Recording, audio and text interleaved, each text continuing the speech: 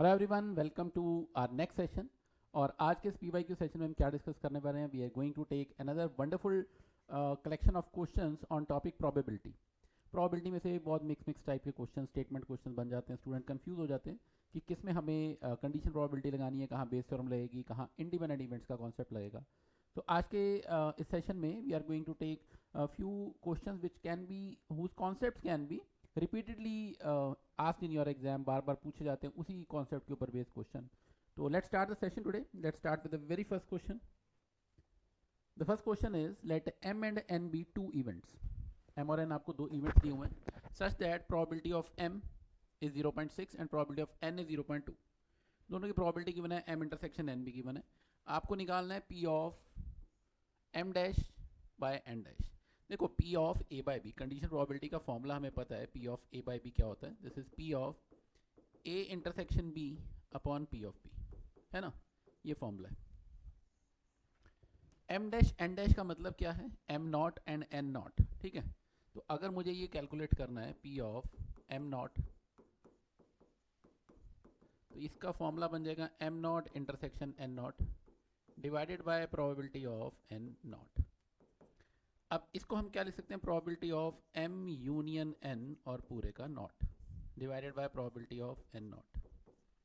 m union n का not, that means 1 minus probability of m union n। p of n not means 1 minus probability of n। अब probability of m union n का formula क्या बन जाएगा? That will become probability of m plus probability of n minus probability of m intersection n divided by 1 minus probability of n। अब हम इन सब की value substitute कर सकते हैं। यहाँ पर हमने डीमॉर्गन्स लॉ लगाया, ये डीमॉर्गन्स लॉ होता है। अगर कॉम्प्लीमेंट पूरे करेंगे तो अंदर यूनियन है तो इंटरसेक्शन बन जाएगा, और इंटरसेक्शन है तो वो यूनियन बन जाएगा, ठीक है? ये हमने फॉर्मूला लगा दिया प्रोबेबिलिटी का। नाउ वन मोर थिंग, इन सब की वैल्यू सब्स्टिट्यूट करें। 1 minus P of M, P of M कितना आएगा? ये आएगा 0.6। पी ऑफ एन कितना आएगा? 0.2 minus probability of M intersection 0.5 divided by 1 minus P of N which is 0.2। इसे सिंप्लीफाई कर सकते हैं तो ये बनेगा 0.8 में से 0.5 माइनस करेंगे 0.3, 1 माइनस 0.3 विल बी 0.7 डिवाइड बाय 0.8, तो 7/8। This is your final answer to the question. बात समझ आ गई आपको? ये फॉर्मूले याद होने चाहिए, बेसिक फॉर्मूला है, एडिशन थ्योरम है। Probability of A union B is equal to probability of A plus probability of B minus probability of A intersection B. वही फॉर्मूला, वही कॉन्सेप्ट हमने लगाया यहाँ पे, ठीक है? Let's move on to the next question.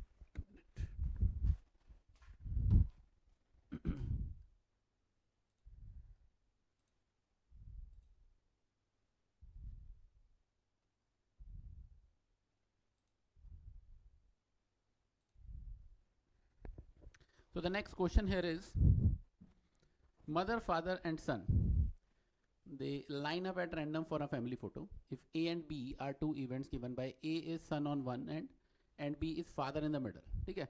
अब आप देखो तीन लोग हैं, मदर फादर एंड सन। सबसे पहले मैं सैंपल स्पेस बना लेता हूँ कि टोटल कितने पॉसिबल केसेस बनेंगे। पॉसिबल केस बन सकते हैं mother father son, mother son father, father mother son, father son mother and son mother father, son father mother. Total यही 6 केसेस बनेंगे। वैसे भी मुझे पता है 3 लोगों को अरेंज करना, तो 3 फैक्टोरियल केस बनेंगे। 3 फैक्टोरियल नथिंग बट 6।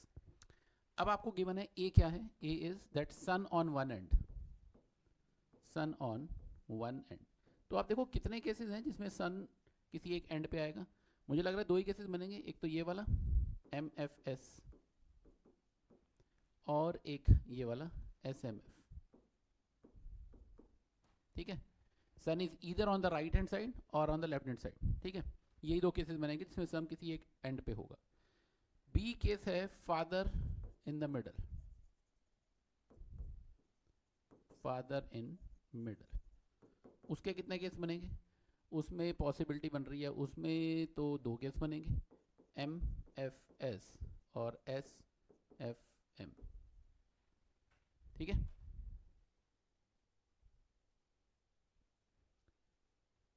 ये सन ऑन एंड के तो 4 केस बन रहे हैं ना, just a minute.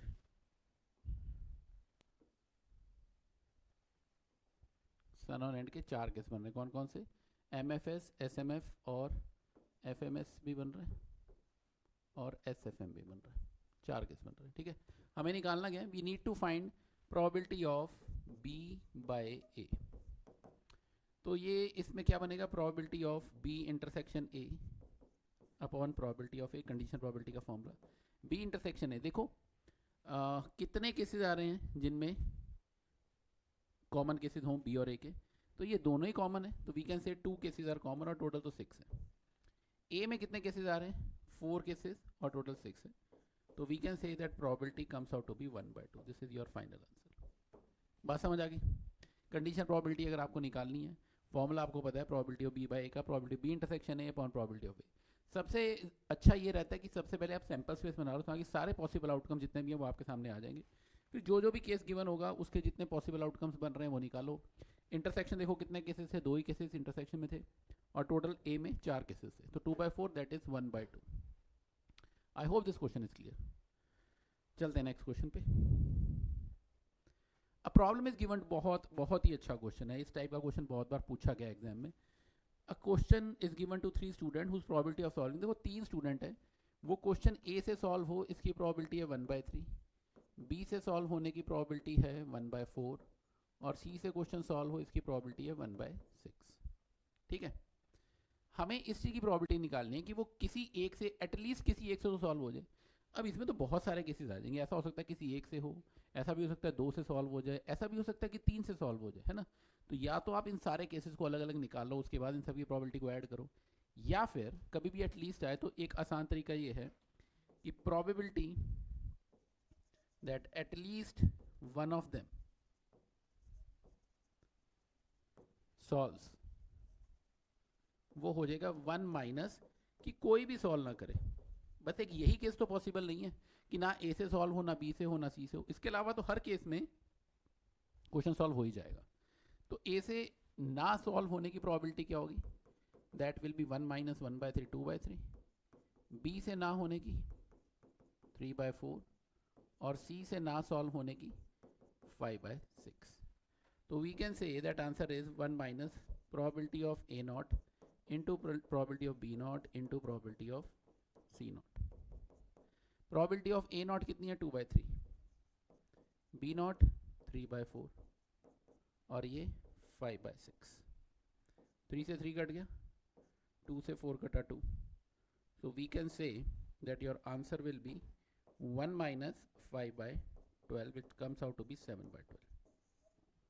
Got it? ये आंसर है कि क्वेश्चन सॉल्व हो जाए। किससे सॉल्व हो रहा है ये मैटर नहीं कर रहा है, बेशक 1 से हो, 2 से हो, 3 से हो, क्वेश्चन सॉल्व हो जाएगा। At least one of them solve the problem. ठीक है, तो एटलीस्ट वन ऑफ देम वाला केस आएगा तो 1 में से वो माइनस कर देना कि किसी से भी सॉल्व नहीं हो रहा, you will get your answer. बहुत इंपॉर्टेंट है, ध्यान से इसको अच्छे से समझ के कर लेना। इसमें थोड़ी बहुत वेरिएशन के साथ ये क्वेश्चन बार बार पूछा जाता है एग्जाम में। नेक्स्ट चलते हैं। Prove that if F, E and F are independent events, then the events E dash and F dash are also independent. देखो पहले मैं आपको ये बता देता हूँ इंडिपेंडेंट इवेंट्स की कंडीशन क्या है। A और B अगर इंडिपेंडेंट इवेंट्स हैं तो P of A intersection B this should be equal to P of A into P of B। ये फॉर्मूला है इंडिपेंडेंट इवेंट्स के लिए। अगर A और B इंडिपेंडेंट इवेंट हैं तो probability of A intersection B will be equal to probability of A into probability of B। ठीक है, ये आपको कंडीशन याद रखनी है। अब आपको गिवन है दैट इसमें E और F तो इंडिपेंडेंट इवेंट है, तो इसका मतलब probability of E intersection F किसके इक्वल होगा? वो होगा probability of E into probability of F के। मुझे चेक करना है कि E डैश और F डैश क्या ये भी इंडिपेंडेंट इवेंट है, मतलब प्रूफ ही करना है। तो प्रूफ करना है तो मैं निकाल लेता हूँ E dash intersection F dash और इसे सॉल्व करते हैं। तो ये बन जाएगा probability of E union F पूरे का dash, that will give you 1 minus probability of E union F। E union F probability of E plus probability of F minus probability of E intersection F, ये formula होता है। अभी हमने किया addition theorem है ये। अब PE ऐसे बढ़ा रहने दो, PF को भी ऐसे बढ़ा रहने दो, बट मुझे पता है कि अगर इंडिपेंडेंट इवेंट है तो probability of E intersection F किसके इक्वल होता है? Probability of E into probability of F के। माइनस साइन अंदर खोलो, माइनस माइनस प्लस हो जाएगा, इसकी value P of E into P of F। Clear है? अब पहले दो में से 1 कॉमन आ रहा है तो 1 माइनस P ऑफ E, अगली दो टर्म में से माइनस पी एफ कॉमन लूँगा तो 1 माइनस पी ऑफ ई। तो इसका मतलब ये बच क्या रहा है, ये तो आ रहा है 1 minus P of E into 1 minus P of F. तो 1 minus P of E is P of E dash, 1 minus P of F is P of F dash. यही तो प्रूफ करना था हमें। अब P of E dash intersection F dash हमने proof कर दिया, this is equal to P of E dash into P of F dash. तो इसका मतलब तो कंडीशन सेटिस्फाई होगी, ये कंडीशन इंडिपेंडेंट इवेंट की। इसका मतलब we can say that E dash and F dash they are also independent events. Got it? यही प्रूव करना था। सिंपल फंडे हैं, आपको पता है इंडिपेंडेंट प्रूव करने के लिए करना क्या है। मुझे प्रूव करना है P of A intersection B P of A into P of B के इक्वल है, और अगर मैं ये प्रूव कर पा रहा हूँ तो इंडिपेंडेंट हो जाएगा। वही मैंने यहाँ पर कंडीशन लगाई और बन गई बात समझ आ गई। इंपॉर्टेंट क्वेश्चन है, एग्जाम में आया हुआ क्वेश्चन है, तो आप इसे स्किप नहीं कर सकते हो, करना तो पड़ेगा। चलते हैं नेक्स्ट पे।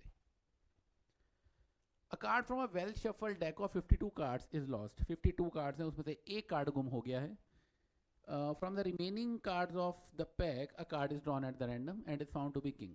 Find the probability that lost card being a king. तो lost card king हो, इसकी probability क्या है? Even मैं मान लेता हूँ कि lost card king है, तो king होने की probability कितनी होती है? 4/52, मतलब 1/13। lost card king ना हो, इसकी probability क्या होगी? 1 माइनस 1/13, दैट इज 12/13। ये बात समझ आ गई।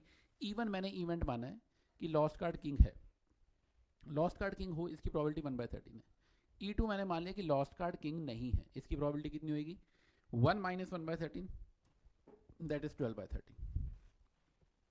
अब हमने क्या किया, अब उसके बाद उसमें से रिमेनिंग कार्ड में से एक कार्ड निकाला, और अब किंग निकल जाए, जबकि लॉस्ट कार्ड भी किंग था।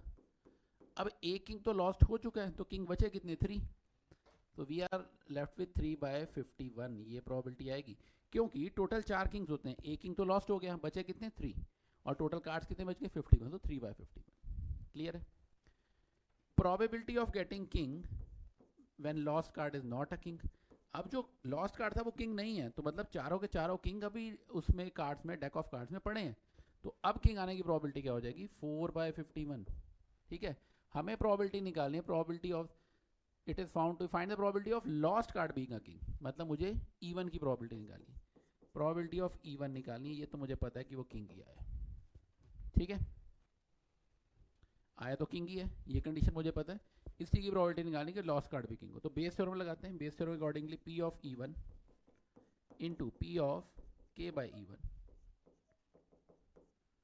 Divided by E one into K by E one plus E2 into K by E2। अब वैल्यू सब्स्टिट्यूट कर लेते हैं इसकी। इवन की प्रोबेबिलिटी कितनी है? 1/13 into K by even 3/51। Normally बच्चों को इसकी कैलकुलेशन करने में मुश्किल लगती है, देखो मैं बताता हूँ, ईजी रहेगा आपके लिए कैलकुलेशन करना। Even into K by even मतलब 1/13 इंटू 3/51 प्लस 12/13 इंटू 4/51। अब आप ध्यान से देखो, ये 13/51 तो कॉमन ही आ रहा है, कट जाएगा ऊपर नीचे से, है ना। ऊपर क्या रह जाएगा? 3, नीचे से भी 3 कॉमन लेकर काटो, तो 1 बाय यहाँ पर रह जाएगा 1, और यहाँ पर 4 इंटू 4 16, तो आंसर आ गया 1/17। This is your final answer. ध्यान से देखो, आई होप ये बात क्लियर है, कोई डाउट नहीं होना चाहिए इसके अंदर।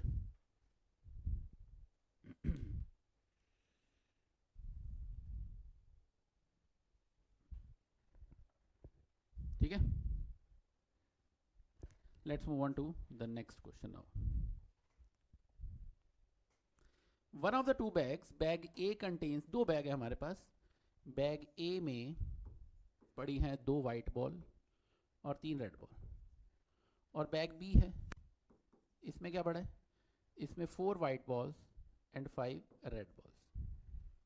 एक बॉल निकाल ली है मैंने किसी भी बैग में से, किस में से निकाली है ये मुझे नहीं पता, पर ये पता है कि जो बॉल आई है वो रेड आ गई है। इस चीज़ की प्रोबेबिलिटी निकालनी है कि वो बैग बी में से निकली हो। बेसिक सा क्वेश्चन है बेस थ्योरम के ऊपर बेस। तो पहले तो दोनों बैग को सिलेक्ट करने की प्रोबेबिलिटी क्या होगी, पहला बैग आ जाए इसकी प्रोबेबिलिटी 1/2, दूसरा बैग आ जाए इसकी प्रोबेबिलिटी भी 1/2, क्योंकि दो ही बैग है, किसी भी बैग को सिलेक्ट करना हो प्रोबेबिलिटी 1/2 आएगी। अब probability of getting red ball, क्योंकि हमें पता है कि बॉल रेड आई है, probability of red ball from bag 1 क्या होगी 3/5। Probability of red ball from bag 2 क्या होगी 5/9। ये बात समझ आ गई है। हमें किस चीज़ की प्रोबेबिलिटी निकालनी है, हमें निकालनी है कि इस चीज, अभी ये पता है कि बॉल जो निकले वो रेड ही आई है, इस चीज़ की क्या प्रोबेबिलिटी होगी कि वो बैग बी में से निकली हो, मतलब सेकंड बैग की प्रोबेबिलिटी निकालनी है। पी ऑफ E2 निकालनी है, ये पता है कि बॉल रेड ही है, तो वो आएगा E2 into R/E2 divided by E1 into R/E1 plus E2 into R/E2। ठीक है, E2 की प्रोबेबिलिटी क्या है 1/2, R/E2 5/9 divided by E1 1/2, R/E1 कितना है 3/5 प्लस E2 की प्रोबेबिलिटी 1/2 और R/E2 कितना है 5/9। That's it. ठीक है, अब इसे आप सिंप्लीफाई कर लो, you will get your answer. Bayes theorem लगाई है हमने। नॉर्मली जब भी आप कोई थ्योरम यूज़ करते हो यहाँ लिख लिया करो, जैसे यहाँ पर लिखोगे कि by Bayes theorem this result, और इस रिजल्ट को बेटर है कि एक बॉक्स में डाल दिया करो। थोड़े प्रेजेंटेशन के नंबर होते हैं CBSE में, है ना, बोर्ड का पेपर दे रहे हो, प्रेजेंटेशन के मार्क्स तो होते ही हैं, और अच्छी presentation neat and clean paper करोगे तो तुम्हारे लिए बहुत अच्छा रहेगा, क्योंकि देखो साफ़ सुथरी चीज़ हर एग्जामिनर को अट्रैक्ट कर सकती है। आपके पेपर के ऊपर ना आपका नाम लिखा है, कुछ नहीं लिखा है, ठीक है, नाम जाति धर्म आधार के बेसिस पर नंबर नहीं दिए जा रहे हैं, आप कितनी सुंदरता से नीटनेस से और प्रेजेंटेशन कितनी अच्छी है इसके बेसिस पर आपका एग्जाम में नंबर दिए जा रहे हैं। तो बेटर ये है कि कितना अच्छे से अच्छा कर सकते हो उतना ही करो, ठीक है। तो और ये कैसे आएगी ये क्वालिटी, जब आप बार बार क्वेश्चंस को करते हो, रिटर्न प्रैक्टिस आपकी स्ट्रांग हो जाती है तभी। नहीं तो एग्जाम में अगर आप एक ही बार क्वेश्चन करके बैठे हो, पढ़ के चले गए हो, तो वो एग्जाम में डेफिनेटली कुछ ना कुछ कैलकुलेशन अड़ेगी, कोई कॉन्सेप्ट अड़ेगा, कोई फॉर्मूला गलत लिख दोगे, ये मिस्टेक्स होंगी। तो इसलिए बार बार लिख के प्रैक्टिस किया करो। Maths is subject of practice. चलते हैं नेक्स्ट क्वेश्चन पे। बहुत अच्छा क्वेश्चन है ये भी। A and B throw a pair of dice alternately, A wins the game. देखो एक पेयर ऑफ डाइस फेंका जा रहा है, ए तब जीतेगा अगर टोटल आएगा 7 का। 7 का टोटल किस किस केस में आएगा, या तो 1-6 बन जाए, या 6-1, या फिर 2-5 और 5-2, या फिर 3-4 और 4-3, और किसी केस में तो 7 बन ही नहीं सकता। तो we can say that there can be total 6 cases. 6 cases हैं जिसमें 7 का टोटल बनेगा। और बी कब जीतेगा, if you get a total of 10, 10 का टोटल कब बनेगा 4-6, 6-4, 5-5, ठीक है। अब आपको ये कहा है कि अच्छा चलो ये देखो टोटल, अगर एक पेयर ऑफ डाइस फेंका जाए, मुझे पता है टोटल केसेस कितने बनेंगे, 36 केसेस बनेंगे। तो अगर मैं आपसे यहाँ पूछूं कि ए कितने केसेस में जीतेगा, ए के जीतने की प्रोबेबिलिटी क्या है, तो ए के जीतने की प्रोबेबिलिटी आएगी 6/36, मतलब 1/6, और बी के जीतने की प्रोबेबिलिटी क्या है 3/36, मतलब 1/12। तो ए के हारने की प्रोबेबिलिटी क्या होगी 5/6, और बी के हारने की प्रोबेबिलिटी क्या होगी 11/12। ये बात समझ आ गई, इतनी बात समझ आ गई तो हमारा क्वेश्चन 80% तो खत्म हो चुका है। अब अगली कहानी क्या है, हमें निकालना है find the probability that B wins. B कब जीतेगा, बी के जीतने की प्रोबेबिलिटी निकालनी है। गेम स्टार्ट तो ए कर रहा है, बी नहीं कर रहा, क्योंकि आपको लिखा है ए स्टार्ट द गेम। तो बी तभी जीतेगा अगर पहली बारी में ए हार जाए और फिर बी जीत जाए, या फिर ऐसा हो सकता है कि पहली बार में ए हारे, फिर बी हारे, फिर ए हार जाए, फिर बी जीत जाए, या फिर ऐसा हो सकता है कि पहली बार में ए हारे, फिर बी हारे, फिर भी ए हार जाए, फिर एक और बार बी हार जाए, फिर भी ए हार जाए, और फिर बी जीते। बात समझ आ रही है। तो मतलब जब भी या तो दूसरी बार में जीतेगा, या चौथी बार में, या छठी बार में, क्योंकि ऑल्टरनेटिवली वो गेम खेल रहे हैं। तो पहली बार में ए हारे, इसकी प्रोबेबिलिटी क्या है 5/6, और बी जीत जाए इसकी प्रोबेबिलिटी 1/12, प्लस ए के हारने की 5/6, बी के हारने की 11/12, ए के हारने की 5/6 और बी के जीतने की 1/12 प्लस फिर यहाँ पे ए के हारने की 5/6 11/12 5/6 11/12 5/6 1/12 सो ऑन। अब अगर आप इस सीरीज को ध्यान से देखोगे ना, आपको ऐसा लगेगा ये तो एक जीपी बन रही है, इनफाइनाइट जीपी बन रही है और इसका कॉमन रेशो आ रहा है 5/6 इंटू 11/12 और इनफाइनाइट जीपी के सम का फॉर्मूला होता है a ओवर 1 माइनस आर। तो मैं यहाँ वो फॉर्मूला लगाता हूँ, a कितना है मेरा 5/6 इंटू 1/12 ओवर 1 माइनस आर कितना है 5/6 इंटू 11/12। इसे सॉल्व करें तो सॉल्व करें कितना बचेगा 6/12 कॉमन लेकर कट जाएगा, ऊपर 5 बचा, 6 into 12 will be 72 minus 55 72 minus, हाँ यही बन रहा है ना, बस ये आंसर आ जाएगा। 72 माइनस 55 कितना बन रहा है 17 बन रहा है, तो 5/17 this is your answer. B के जीतने की प्रोबेबिलिटी 5/17 आ रही है। अच्छा क्वेश्चन है, समझ लो ध्यान से, बहुत इंपॉर्टेंट है। इस टाइप में थोड़ी बहुत वेरिएशन के बाद, जैसे बी के जीतने की है ऐसे ए के जीतने की भी निकाल सकते हैं, और ऐसा भी हो सकता है ए और बी के बजाय आपको 3 पार्टिसिपेंट दे दिया कि ए बी और सी है, तो पहले ए हारेगा फिर बी हारेगा फिर सी हारे, ऐसे ठीक है ना, ऑल्टरनेट केसेस किसी भी तरह से चल सकते हैं। बट ये कॉन्सेप्ट, ये टाइप समझ आनी चाहिए आपको। क्लियर है? चलो नेक्स्ट क्वेश्चन पे चलते हैं। Probability that A hits the target is 1/3। ए से टारगेट हिट हो इसकी प्रोबेबिलिटी है 1/3, बी से टारगेट हिट हो इसकी प्रोबेबिलिटी है 2/5। ठीक है, if both try to hit the target independently find the probability that target is hit. Target hit होना चाहिए, चाहे वो 1 से हिट हो चाहे 2 से हिट हो, है ना। अभी ऐसा क्वेश्चन हमने किया है कि क्वेश्चन सॉल्व होना चाहिए, चाहे वो ए से हो चाहे बी से हो चाहे सी से हो, किसी से भी हो जाए। तो टारगेट हिट कब किस किस केस में होगा, देखो मैं आपको दोबारा समझाता हूँ। टारगेट हिट किस केस में होगा, या तो वो ए से हो जाए और बी से भी हो जाए, दोनों से ही हो गया तो भी टारगेट हिट हो जाएगा, या फिर ए से ना हो बी से हो जाए, या फिर ए से हो जाए और बी से ना हो। इन सभी केसेस में तो टारगेट हिट हो ही रहा है। ठीक है, आप ये तीनों केस निकालो और ऐड कर दो तो भी आंसर आ जाएगा, या फिर आप ऐसा कर लो कि 1 में से वो माइनस कर दो कि टारगेट दोनों से ही नहीं हिट हो रहा, ना ए से हिट हो रहा है ना बी से हिट हो रहा है, तो आंसर क्या आएगा 1 माइनस ए से ना हिट होने की प्रोबेबिलिटी कितनी होगी, ये लिखना है आपने सब कुछ, हो जाएगी 2/3। बी से ना हिट होने की प्रोबेबिलिटी क्या होगी, हो जाएगी 3/5। तो ए से ना हिट हो इसकी प्रोबेबिलिटी है 2/3, बी से ना हिट हो इसकी प्रोबेबिलिटी 3/5, 3 कट गया, 1 minus 2/5 which is 3/5। So this is your final answer. I hope ये बात क्लियर है, कोई ज़्यादा बड़ी डील नहीं है, समझ आ गया होगा। ठीक है, सो इस टाइप के क्वेश्चन एग्जाम में मैंने आपको पहले ही बताया बहुत बार पूछे जाते हैं, तो आपको ये वाली टाइप तो जरूर ध्यान से रख के जानी है। मैं आपको डेफिनेटली कह सकता हूँ इसके ऊपर बेस्ड क्वेश्चन आपको एमसीक्यू नहीं तो किसी भी तरह से क्वेश्चन मिलने वाला है, इवन की केस स्टडी में भी मिल सकता है। ठीक है, चलो नेक्स्ट क्वेश्चन। अ बैग कंटेन्स, एक बैग दिया हुआ है आपको, इस बैग में 3 ब्लैक बॉल्स हैं, 4 रेड बॉल्स हैं और 2 ग्रीन बॉल्स हैं। If 3 balls are drawn simultaneously at random, then find the probability that the balls are of different colors. 3 ball निकाली है और साइमल्टेनियसली निकाली है। Find the probability that balls are of different colours, अलग अलग colour की आनी चाहिए। तो पहले तो 3 बॉल निकालने की, ये तो सिंपल सा क्वेश्चन बन गया। 3 बॉल निकाली जाए, टोटल बॉल्स कितनी है 7 और 2 9, 9 में से 3 बॉल्स निकाल ली। ठीक है, मैं चाहता हूँ अलग अलग कलर की आए। एक बॉल तो आ जाए इन 3 में से, एक आ जाए इन 4 में से, एक आ जाए इन 2 में से। तो इसे सॉल्व कर लो, you will get your answer.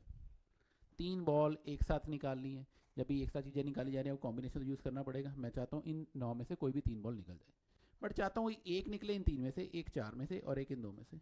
निकाल लिया, you will get your answer. अब इस क्वेश्चन में और भी तरीके हो सकते हैं, आपको ये भी कहा जा सकता है कि 1 बाय 1 करके निकाली जा रही है, विद रिप्लेसमेंट निकाली जा रही है, विदाउट रिप्लेसमेंट निकाली जा रही है। There can be multiple cases. ठीक है, बट इस क्वेश्चन के accordingly we can do this way. All right, चलो नेक्स्ट चलते हैं। बहुत अच्छा क्वेश्चन है ये भी। बैग ए कंटेन्स, ये आपको 2 बैग दिए हुए हैं। Bag A contains 4 white and 5 black balls. Bag B contains 6 white and 7 black balls. एक बॉल निकाल ली है हमने बैग ए में से, बैग ए में से एक बॉल निकाली है। और उसको बिना देखे कि उसका कलर क्या है उसको इसमें ट्रांसफ़र कर दिया। अब जब ट्रांसफ़र किया ऐसा हो सकता है कि जो ट्रांसफर्ड बॉल है वो वाइट हो, वाइट बॉल ट्रांसफ़र हो, इसकी प्रोबेबिलिटी क्या है 4/9। रेड ब्लैक बॉल ट्रांसफ़र हो, रेड नहीं है ब्लैक है, ब्लैक बॉल ट्रांसफ़र इसकी प्रोबेबिलिटी है 5/9। बात समझ आ गई? क्योंकि मुझे नहीं पता, मैंने कलर नहीं देखा है। अब जब एक बॉल ट्रांसफ़र की है वो वाइट बॉल भी हो सकती है ब्लैक भी हो सकती है, वाइट बॉल ट्रांसफ़र इसकी प्रोबेबिलिटी 4/9 है और ब्लैक बॉल ट्रांसफ़र होने की 5/9 है। ये बात समझ आ गई? उसके बाद वो बॉल इस बैग में चलेगी। अब इस बैग में से हमने एक बॉल निकाली and it a ball is then drawn from the second bag, find the probability that the ball drawn is black in color। अब इस चीज़ की प्रोबेबिलिटी निकालने की इस बैग से जो बॉल निकली है वो ब्लैक आए। ठीक है, चलो तो कैसे निकाली जाएगी?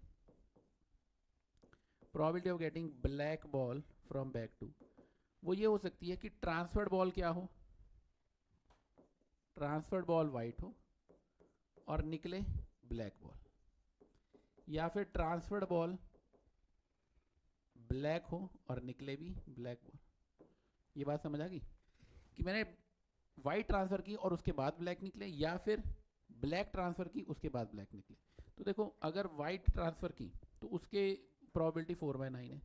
अब जब मैंने वाइट ट्रांसफर कर दी तो वाइट कितनी होगी इसमें 7 होगी। अब ब्लैक आने की प्रोबेबिलिटी 7/40 प्लस, और अगर मैंने ब्लैक ट्रांसफर की उसकी प्रोबेबिलिटी 5/9 है और अब ब्लैक आने की प्रोबेबिलिटी कितनी हो जाएगी, अब हो जाएगी 8/40। बात समझ आ गई?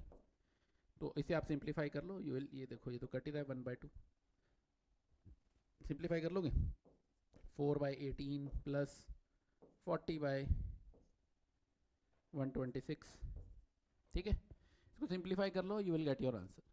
तो कहने का मतलब ये है कि आपको कुछ भी कोई भी वेरिएशन आ सकती है। सबसे पहले तो आपको ये फिगर आउट करना आना चाहिए कि क्वेश्चन में कंडीशन प्रोबेबिलिटी लगा रहे हैं, क्वेश्चन इंडिपेंडेंट इवेंट्स के ऊपर बेस्ड है या क्वेश्चन बेस थ्योरम के ऊपर बेस्ड है। कोई भी वेरिएशन आ सकती है क्वेश्चन में, आपको अलग अलग टाइप के क्वेश्चंस को डील करना आना चाहिए। ठीक है, that is very very important.